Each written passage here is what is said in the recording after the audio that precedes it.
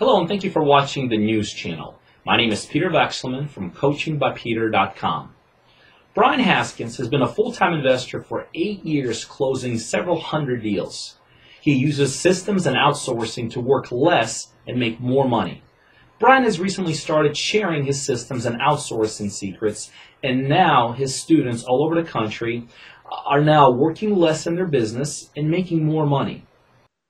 Thanks, Peter. And I also want to take a moment before we get started and just thank you for all the resources that you give out. One great resource that I'd like to mention right now is your website, askpeterv.com, and that's askpeterv.com, where people can go on and ask you questions and get live responses right from you, Peter. So I first of all just want to thank you for that and all the other great resources that you offer everybody. Brian, is outsourcing bad for our economy? Peter, that's a really great question, and that's a question that I get asked a lot.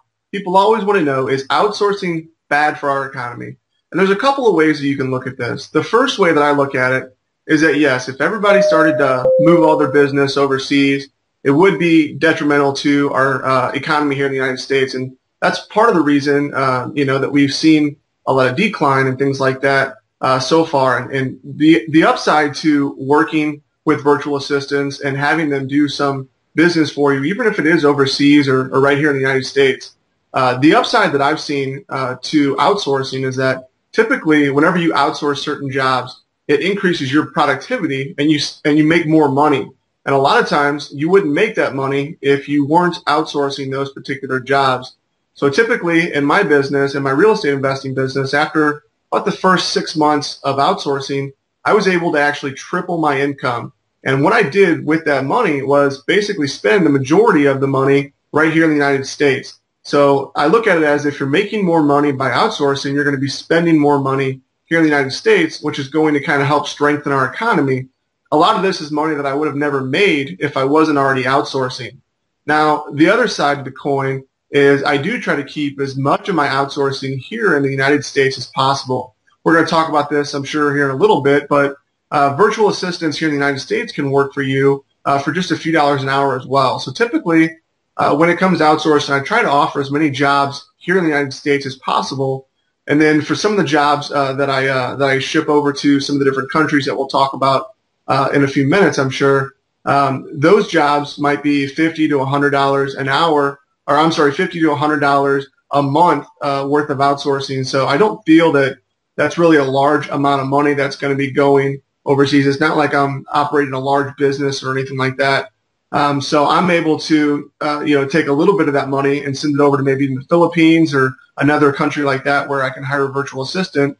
But I'm able to get so much more done, and that way I'm able to make a lot more money. And then I take that money and spend it right here in the United States. So to answer your question, it can be bad, for our economy if a lot of big businesses leave. But small jobs that you outsource and maybe send overseas to the Philippines or some other different countries where I hire my virtual assistants from, I don't necessarily think it's a really bad thing. But on the other hand, like I said, I do try to hire as many virtual assistants as I possibly can right here in the United States. So that's kind of my opinion on outsourcing and how it kind of affects our economy. When do you want to start outsourcing in your business? Thanks for asking, Peter. Typically, what I tell my students is that whenever they want to start outsourcing their business, typically you want to do it sooner rather than later. It's always best to take a look at your business and start to break down certain parts of it and see what you can outsource. And one of the great things about real estate investing is that a lot of it can be outsourced. So typically, I tell my students you want to start outsourcing as soon as possible. You want to take your business, break it down, start creating systems, figure out what things you would like to outsource, things that you maybe don't necessarily like to do, or some of the things you don't want to do. Start outsourcing those things first. Start kind of small and then work into it. And typically, like I said, you want to start outsourcing, a little bit at a time here and there, but you want to kind of start outsourcing as soon as possible because it's going to really benefit you and help you grow your business and expand your business a lot quicker. So typically, like I said, start outsourcing sooner rather than later. Brian, where do you actually find and hire virtual assistants? That's definitely something that everybody wants to know. And there's two sites that I like to use whenever I hire virtual assistants. The first one, on my favorite website, is odesk.com, and that's spelled odesk.com. And the other site that I like to use is elance.com, and that's spelled elance.com. Those are my two favorite websites for hiring virtual assistants, and typically where I hire about 99% of all my virtual assistants. In other cases, I'll have some virtual assistants that contact me. They'll find my profile maybe on Odesk or Elance, and they'll actually contact me as well. Another place that you can go to find virtual assistants, you can just go right into Google and you can type in, virtual assistants, and there's a lot of different sites out there that you can try. But typically I like to stick with either Elance or Odesk, especially if you're just kind of starting out looking to find virtual assistants. Those are going to be the two best websites to kind of start out with. Where's the best country to hire virtual assistants from? Well, there's a couple different countries that I like to recommend hiring virtual assistants from. Typically, I like to start out here in the United States. If I can't find someone at a price that I can afford here in the United States, typically I'll look either to another country that is a native English-speaking country, something like maybe in Australia, New Zealand, certain parts of Europe. And then also for certain jobs, if I'm looking to get the work done at a pretty reasonable rate, a lot of times I'll go to the Philippines to hire virtual assistants. And typically the virtual assistants that you'll find in the Philippines can speak English very well. They can understand it, they can read it, they can write it, which is really important when it comes to choosing the right virtual assistant. You want to make sure that you have good communication. So those are really the main countries that I tend to hire my virtual assistants from. Brian, how much do you pay your virtual assistants? That's a question that I get asked a lot. Everybody always wants to know, how much should I pay my virtual assistants? And it's a really good question. Typically, whenever I'm hiring a virtual assistant, if I'm hiring somebody here in the United States, typically I'll look for people anywhere from the $4 to $7 an hour range. That's typically a good threshold of where you're going to find good virtual assistants, depending on the type of work that you're going to be doing.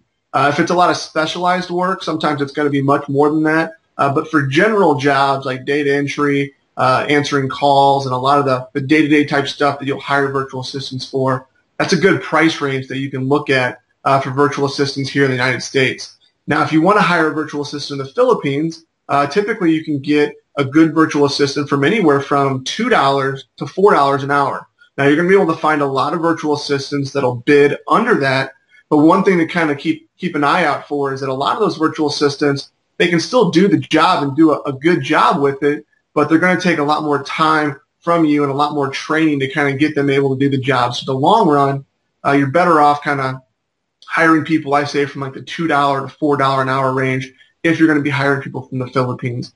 So that's just kind of an idea that or a guideline that I follow whenever I'm hiring my virtual assistants, and that's what I tell all my students. Can you give me some helpful tips for interviewing and picking the best virtual assistant?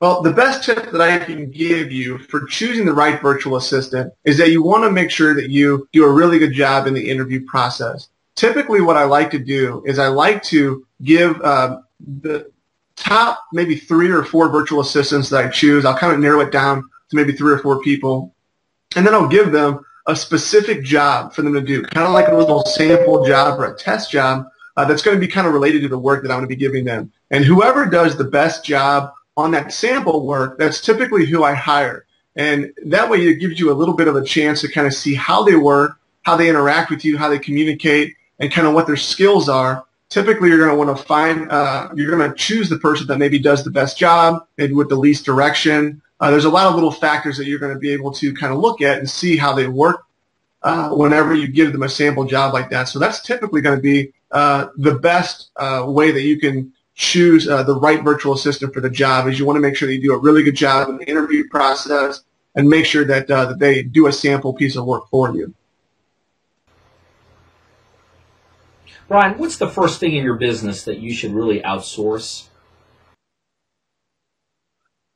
The first things that you're going to want to outsource in your business are going to be the things that either you don't like to do necessarily, or maybe the things that you have to do in your business that are time consuming, that don't make you a lot of money. Those are typically going to be the best things to outsource, because a lot of times those are the things that get kind of pushed off and never get done. And with hiring a virtual assistant, you can have them do these types of things to make sure things always get done for you.